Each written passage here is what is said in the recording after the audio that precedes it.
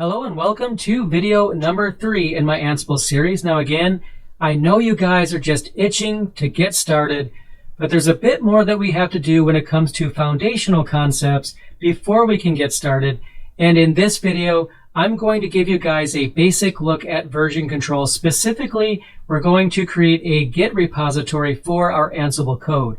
Now, you don't actually have to know Git or anything about Git or even use version control at all in order to use Ansible, but it is a very good practice to get into because if you use Ansible in the real world at a company, then you're going to be using version control for your scripts, for your Ansible configuration, or whatever you're doing. And if you are working at an IT shop that's not using version control, then you really should be using it.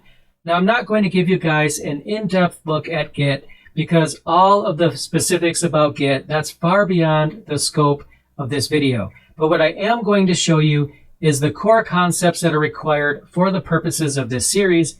And there's really not that much to learn. The very basics of Git is extremely easy to learn. So let's go ahead and dive in and create a Git repository. And then I'll show you how to do some basic version control commands as well.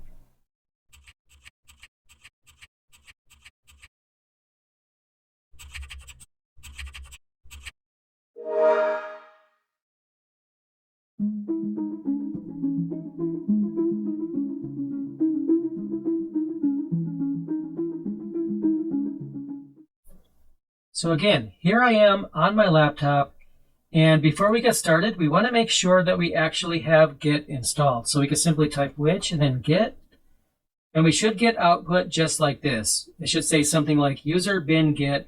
The which command basically allows you to determine where a binary is on the file system. So if you have no output at all, then you know that Git is not installed. Now to install Git, you could do sudo apt update to basically make sure that your index is up to date.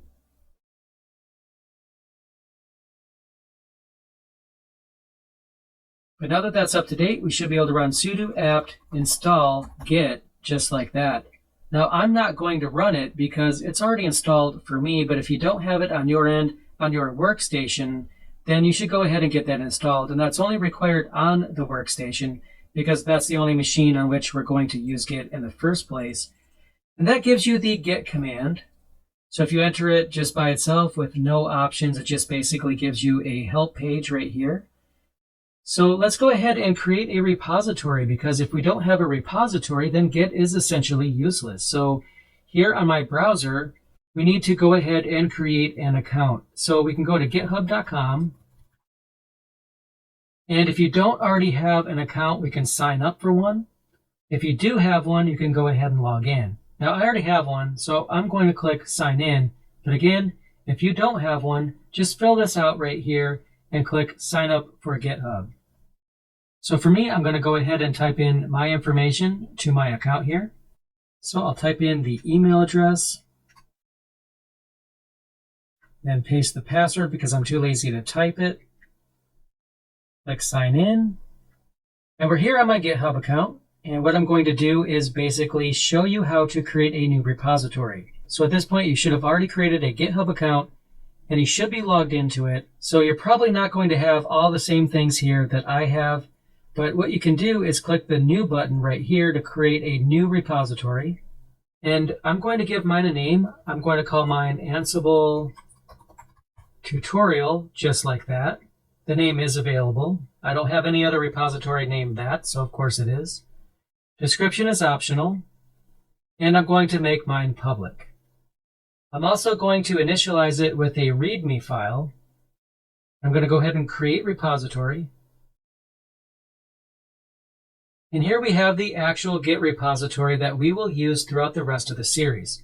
But there's nothing here except for this readme.md file. This is a markdown file. And this wouldn't be here either if I didn't check that box to tell it to create a README file. And I did that basically, well, so we can have something here.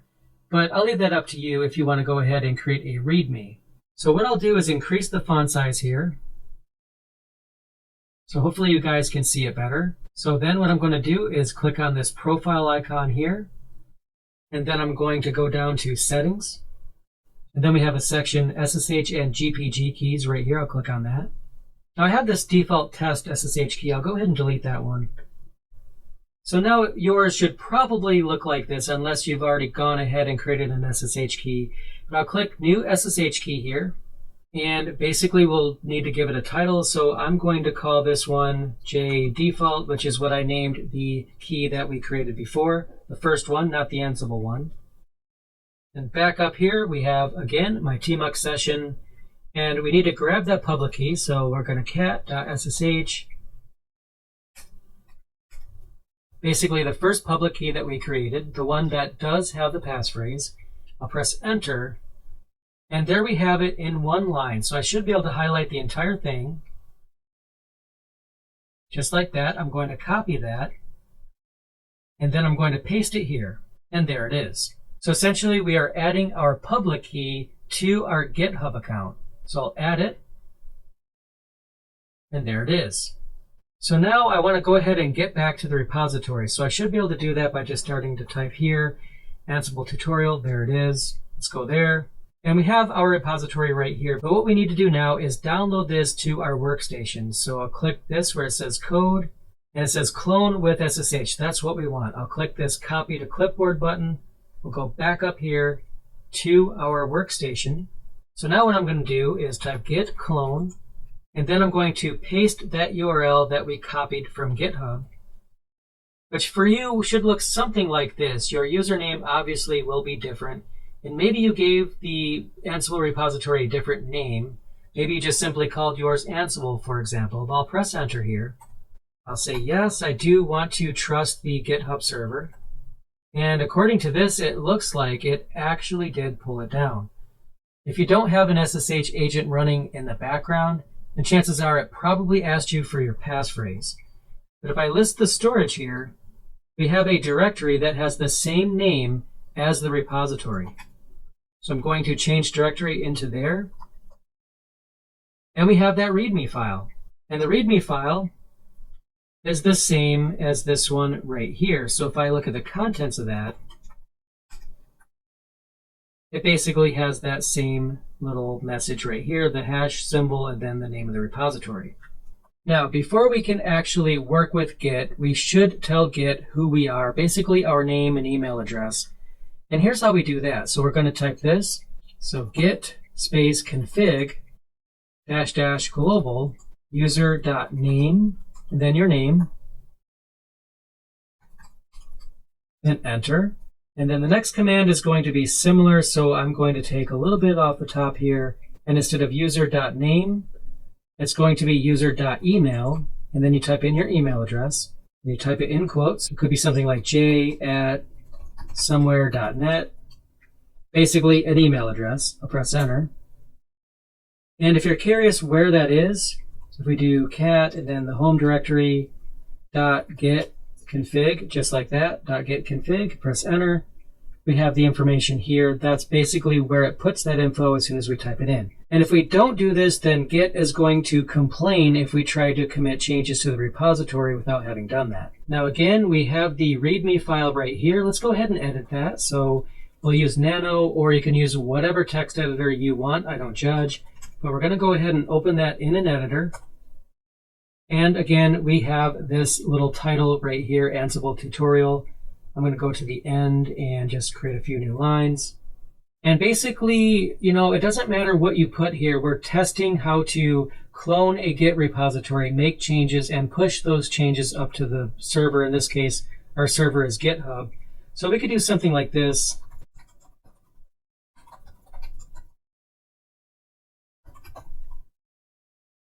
So I just added a dumb little sentence here. It doesn't matter. Again, you just want to make some kind of change to the file.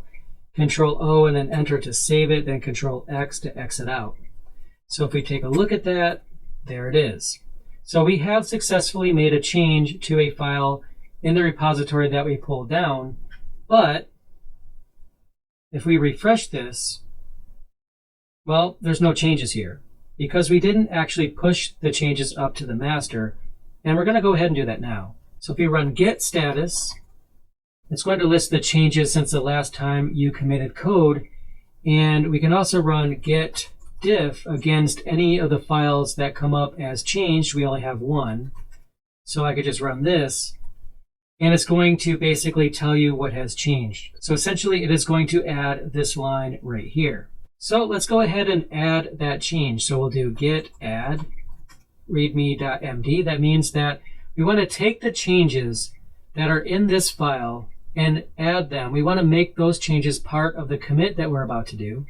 And then if we run git status again, we can see that this line here turned green. Green means go. We're going to basically put this file in our commit. We're going to send it up to the server.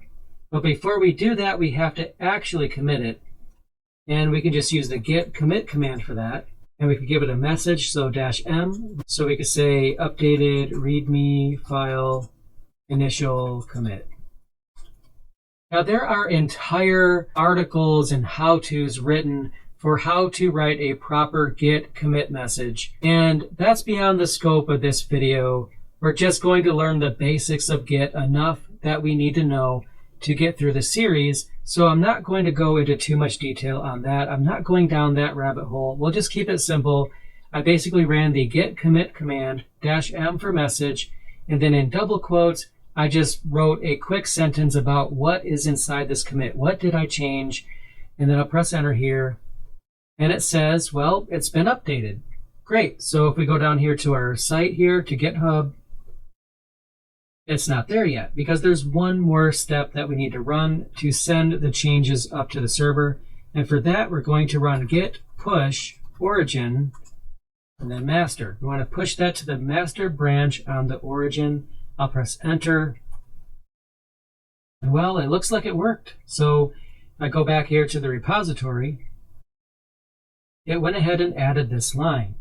So essentially what we're going to do is we're going to add Ansible code and scripts and things, and then we're going to push the changes up to GitHub or whatever your Git server happens to be.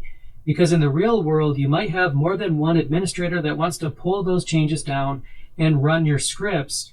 And you especially don't want to have all of your scripts on one computer, then your hard drive could die or something like that. So even if you are only one administrator, if you have everything pushed into a remote repository, then you have a little insurance there if something goes wrong. Now, you could ask the question, for example, what about code that I don't want the world to know about?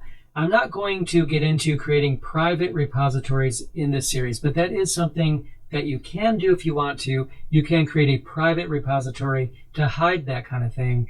And that's basically, again, beyond the scope of the video, but I just want you to know that it is possible to do that. So let's go ahead and just take a quick look at the history. If I type history, we can see all the commands that we have ran. And here at the bottom, you can see that we basically opened the README file in Nano. So we edited the file.